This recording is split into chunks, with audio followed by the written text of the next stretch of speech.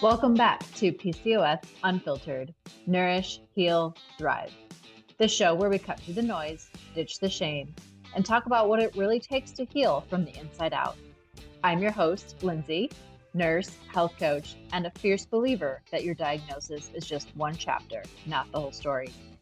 Today's guest is Nicholas Arcata, a personal trainer who's passionate about helping people build strength, stay consistent, and create sustainable results. We're going to dive into the role of exercise on any health journey, why mindset and accountability matter just as much as the workouts themselves, and how to build a plan you can actually stick with. If you've ever felt like the gym is overwhelming or you're not sure where to start, this episode is going to give you both the encouragement and the practical tools to move forward with confidence. As a reminder, the content shared on PCOS Unfiltered is for informational and educational purposes only.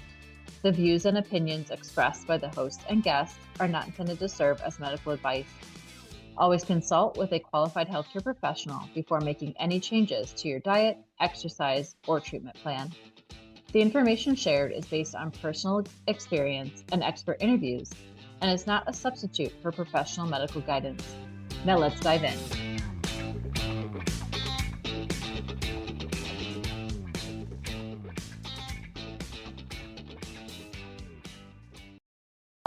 Do you have a story from your experience where accountability made a big difference in someone's progress?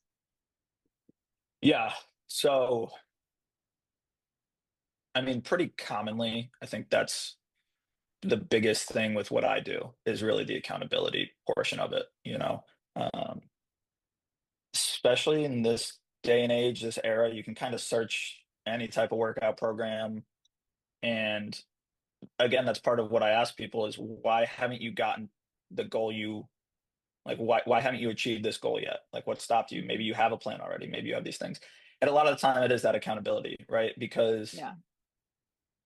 internally you may be motivated today, but tomorrow can you still hold yourself to that same standard?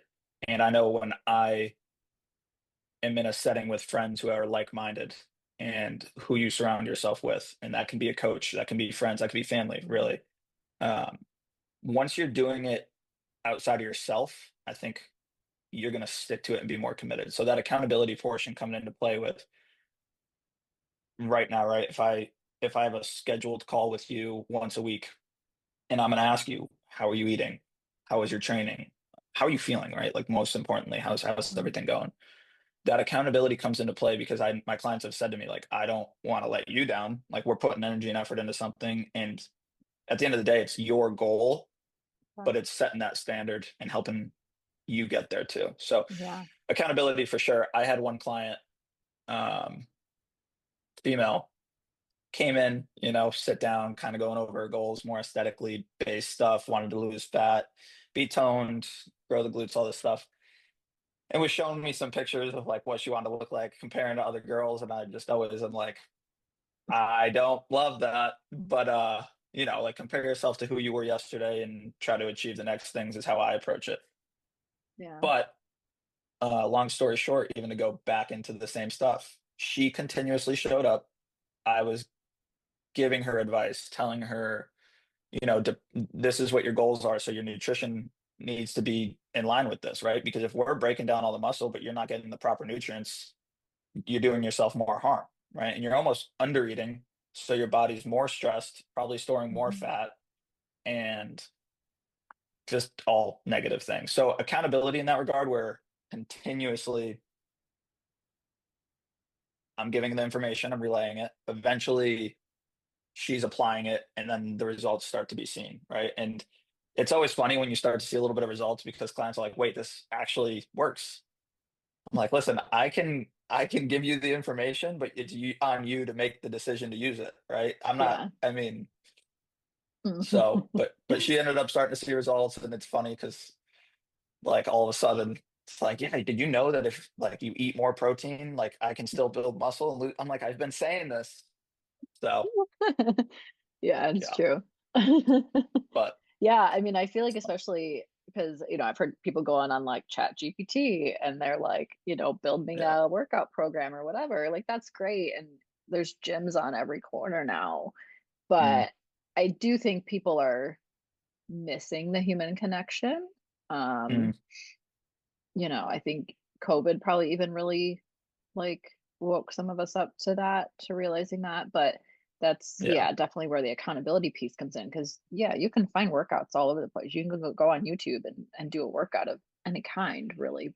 But who's actually helping you get there, to do it? That's super No, I important. totally agree. Yeah. Are there any mindset shifts that you see that people often need when they begin training, especially if they've been feeling just, stuck, like they've tried everything, maybe? Yeah. I think again that kind of rolls into all the same stuff where mm, I guess I would say nothing changes if nothing changes, right? So you've been doing the same things and you're not accomplishing the goals. So what do we need to shift and change, right? And that could be as simple as you're doing things wrong to you've been doing things right for so long, but your body's just plateaued, right? And Mhm. you're used to your caloric intake and your body's now utilizing whatever you're taking in and whatever you're putting out. So let's shift something in regards to, maybe we do increase the cardio and maybe we increase your caloric intake and let your body readjust to that. And then if we cut back on calories again, are you burning a little faster so that now some weight gets shed off, whatever it is, right? And again, it's like the problem solving. I think the mindset shift for a lot of people is knowing that you can do it, right? So it's achievable, it's sustainable. How do we get there? And I think that's Yeah. again an approach that just pushing yourself physically and being in that type of environment just comes along with all the positives there because what once seemed impossible, maybe you get this goal of trying to lift a certain amount of weight or aesthetically, or now the scale is where I wanted it to be. And I like it was always impossible for me. But there's so many other things that are coming into play to accomplish that. So I think the mindset shift just happens naturally because once you start to see progress, once you finally accomplish that goal, I can do hard things. I can achieve things I set my mind right. Right. And then again, it all flows into same things, work, relationships, right? Yeah. Yeah. So, Yeah. That's huge for sure. So when someone falls off their plan, how do you mm, help them? How do you help mm, them get back in? yeah, I think that one's pretty valid too, right? Especially like life happens and Yeah. Yeah. all the same things. What are your priorities at the time, right? And I think in terms of health and well-being, that should always be a necessity. And that can mean different things, right? If you're not feeling great is one thing. So continuing fueling the right ways and training the right ways so that you can function compared to if you're trying to perform for some type of competition, right? Mhm. Probably a little bit different. If you fall off, I think what comes into play a lot of times there is ego, right? And maybe more so on the male side, but I know I'm guilty of this. I know I've had clients who are guilty of this, but a classical will be like, oh, I used to bench press however much, right? But then you've taken months off and you're getting back to the gym, and now you got to put your ego to the side and say, all right, it's been a little while. Let me get back into a routine. Don't overdo it because anything could happen in regards to Yeah. injury. But how do you get back into a routine while not setting the bar like I used to be able to, but now like I'm going to set the goal to get back to that or whatever it may be. So again, it's all mental to me. And Yeah. being able to not be great at something immediately, right? Especially if you're new to it. If this is your first time doing something and you're great at it, good for you. But a lot of the times we're not going to We're be. not. So again, yeah, put your Yeah. ego to the side and accept that, and get great. Like I had one of my female clients was a little overweight, um, pretty uncoordinated and didn't really fear all the stuff right when you're first starting out in the gym. And we ended up working together for over a year. Just, I mean, she crushed it. Like weight loss, coordination. It was just so funny because even as we were ending and I was leaving, I'm like, you're literally an athlete now. Like we would do lifts and I'm like, you're athletic compared to Yeah. kind of that clumsy girl that came in. So, I Yeah. think consistency, again, it's really a lot of the same It stuff. comes. Yeah. Yeah. Yeah. Even if it's just the smallest thing, like you said. Um, what are three small changes that you think any woman could make right now to begin an exercise routine? Three small changes,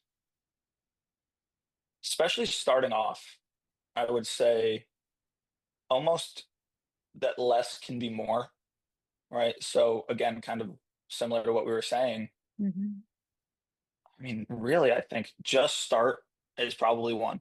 And that's what a lot of runners say is like, how do I get good at running? Just start. And Start you'll, running.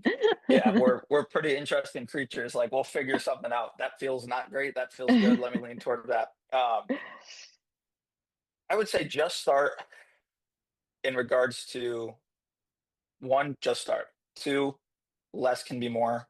Um, do what you can. Don't overdo it. Find consistency. And again, if you're fiending for that extra day of working out, that's a good thing. But if you go out and walk a mile compared to if you've been very stagnant and you never get off the couch, that's progress, and that's a good thing. Yeah. Um, and then, yeah, do what you can consistently. I would probably say those three. Okay. I'm gonna add one in there. Go ahead. I'm gonna say just like because I feel like some people, some women just like they're like, should I lift weights? Should I, but they Mm, should I do yoga? Should I focus on cardio? And so I usually tell people, I'm like, do what feels good for you. Yeah, there's a lot of benefits to weight. There's also a lot of benefits to cardio, and you can mix those up too. But some people feel like they have to focus on one type of workout and mm, they don't enjoy it. And so then that could be part of why they don't stick with it. So just find what you enjoy when you move your body and then just keep doing that. totally agree. Right. And if you enjoy it, you're probably going to keep doing that. So that's a great Exactly. one. Yeah, Yeah. I totally agree. Yeah. Can you walk us through what maybe a sample week of training might look like? Training and For, rest, I should say, for yeah, anything, for weight loss, yeah, for health. yeah. I mean, I would say if a female client was looking to lose weight, a sample training week could be something along the lines of, depending on their level, strength training for sure during the week. Now, again, there's a lot of variables that come into play. If you have specific goals, if you want growth somewhere specific, just for simplicity, let's say three full body strength training days a week, Mhm. targeting some larger muscle groups in regards to building some muscle and um, engaging in fat loss with that muscle growth, right? So, three full body strength days a week. I would incorporate cardio more so for building endurance, which is going to come along with health and well-being, not specifically the fat loss, because I think that's a whole another approach in itself. But Yeah. again, finding a good relationship there and then being consistent with all that, the the fat loss and like the goals are going to come. Mm. Personally, for me, I do like having clients.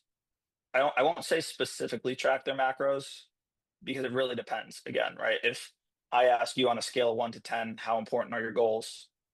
And you say 10, I'll do like whatever to get to this point by this time.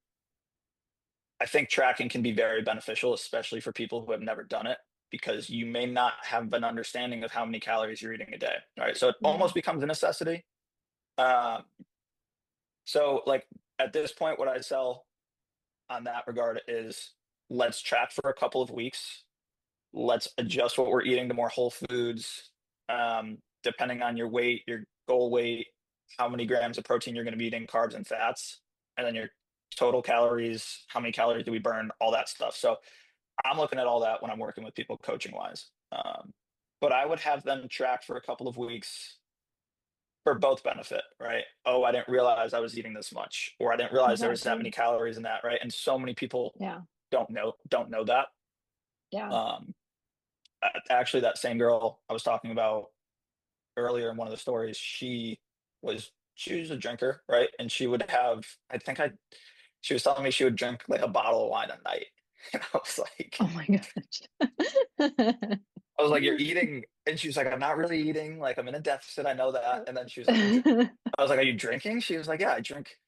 I probably have like a bottle of wine. I'm like, all right, that's like, there That's, it is. So let's, yeah. cut back. And then when she cut out some alcohol, she actually saw major results. But Yeah. again, playing that game of how do I engage in, having some drinks on the weekend, still having a social life, and and finding that consistency again. So, Yeah.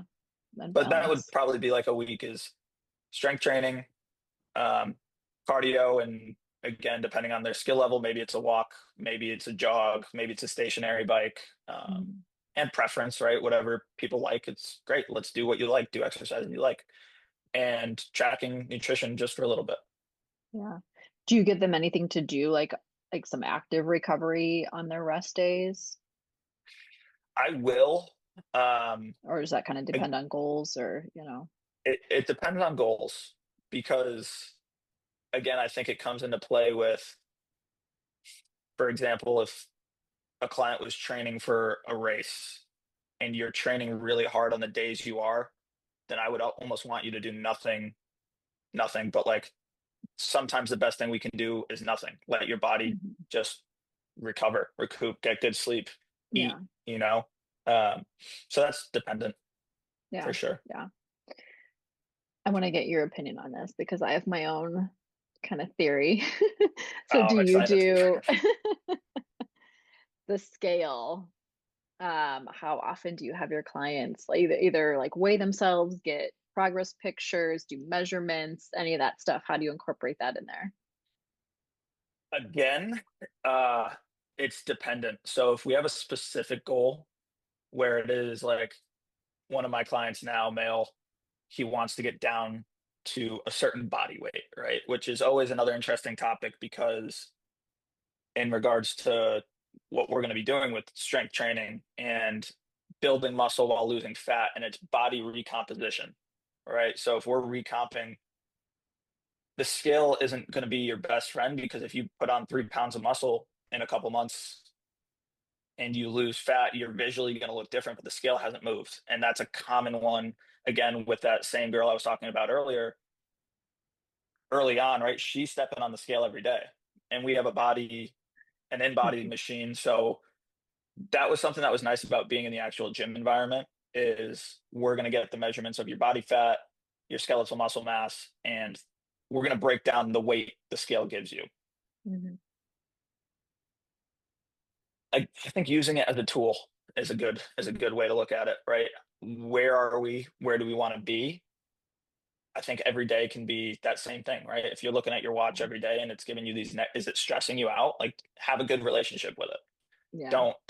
Don't beat yourself up if it's a Monday morning and it was a friend's birthday on Friday and you went out, had some drinks, ate like crap. Just get back to your routine, you know? Yeah.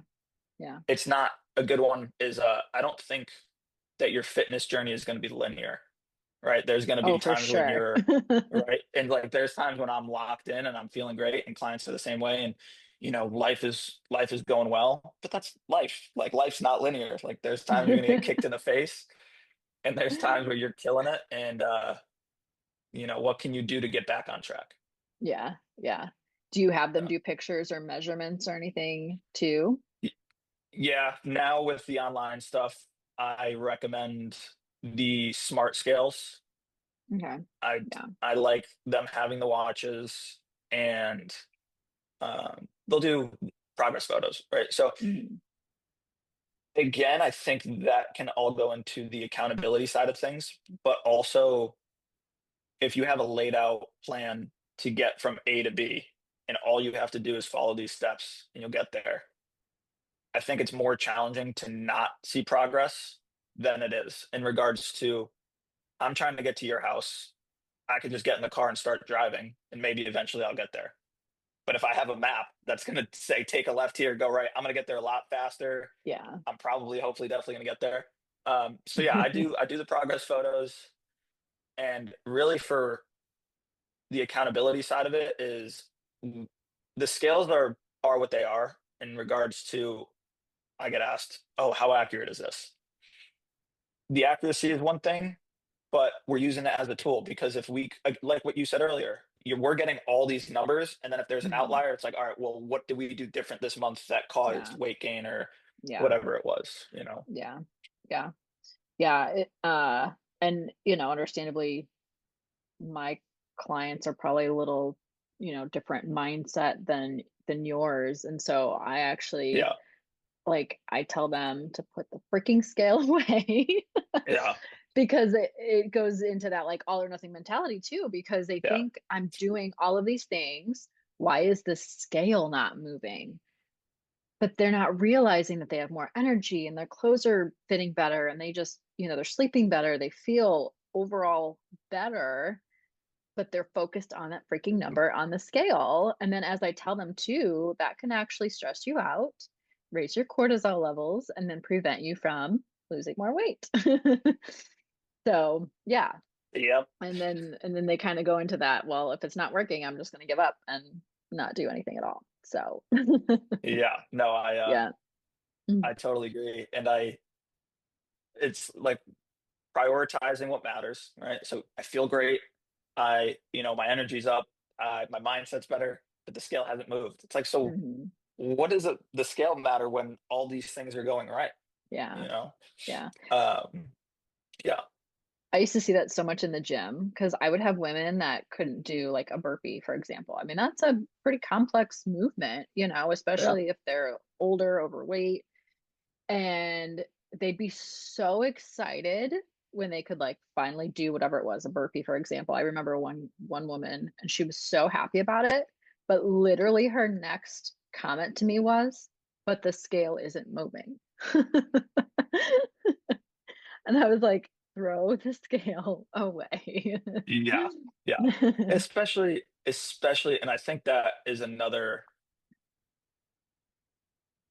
commonality with, I mean, everything we've talked about, but when you're stepping on the scale and your goal is weight loss, well, weight loss, but like body recomposition is really what we're talking about here, right? Exactly. Yeah. So, and I would say probably more so on the female side where, oh, the scale's going up, right? I actually gained a pound. And that's always a fun one right there because, well, what are we doing differently? I think it all comes back to how do you feel? How do you think you look? Yeah. And um, I don't remember the third thing I was going to say, but that scale's going up. Maybe it goes up a pound, but your body fat has gone down. So Exactly. you look better, you feel better, all the thing, and it's Yeah. a funky game. I think that's the psychology and all of Yeah. those things that go into it. Yeah. Kind of like what we're kind of subconsciously trained to focus on, for years. Because that was Yeah, kind of, all it was like focusing on a scale. But now because of, really the epidemic that we have, yeah. um, there's so much more. We have to realize there's so much more to it than that number. Yeah. No, I totally agree. Yeah. Um, how do you help clients kind of reframe setbacks, like plateaus, weight gain if they feel like they're not losing weight fast enough? How do you kind of reframe that so that they know it's part of the process and not a failure in that moment? Again, I think the delayed gratification portion comes in. Trusting that what you're doing is going to come with the results you're looking for is another one there. And reframing their outlook, right? What's our goal? How do we get there? Can we trust the process? What are you struggling with? How can I help you? There's so many different things that come into play here, but staying consistent, right? Adjusting where if you've plateaued, again, it's kind of those same things where if you feel you've plateaued, what can we do differently to maybe get back on track? Like, can we up the intensity? Can we change what we're consuming? There's a Mhm. lot of variables that go into play specifically. And almost always, I think I've had clients get to that point, especially because when you first start out, it's easy to see those results, right? Such a shift, especially if you come from not really exercising to now it's incorporated in your lifestyle. Those initial shifts are pretty big, which is Yeah. great, right? Yeah. And I think that's a positive to get people to stay consistent because oh, it works. Like I've seen these results now. If I keep doing this, then I'm gonna get to that goal, right? But that's not how it works a lot of the time is your body adjusts, right? Our Mhm. bodies are incredible machines. And now my body, instead of spending time on the couch right after work, now my body's used to me going and burning 400 calories and breaking down muscles. So I've readjusted. Now, how do we shock the system again to get out of that plateau? Yeah. And it can be a number of things, right? Increasing cardio, changing the diet again, um, a number of Yeah. things specifically. Yeah, Yeah. Well, and I think too, like, because I mean, I've worked with clients like through the holidays. And so yeah, sometimes the plateau is a win when you're getting into the holidays. If you're being tempted with all 100%. kinds of stuff and your schedule's crazy because you got all these other things to do and there's parties and there's, whatever it is, like sometimes the plateau is fine. Mhm. Like that's something to still maybe celebrate that you're not gaining it back or you're still at least staying consistent, with your program. Yeah, I think that could play a role, those That times of was, life too. yeah, that was very well said. I totally agree with you. And Yeah. even on that note, it actually made me think I had a client who was gone for a week on vacation and came back. We did a body scan, and exactly what you said, maybe like a 0.1% of muscle drop, body fat percentage was damn near the same. And Yeah. again, shifting your perspective to be, wow, I just took a week off from exercise completely, drank and ate like shit, and I stayed the same, right? So I think Yeah.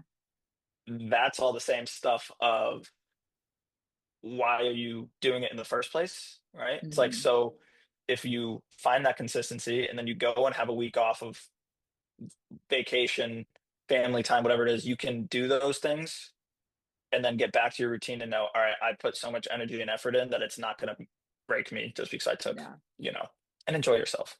Yeah. Yeah. I hope you loved today's conversation with Nicholas as much as I did.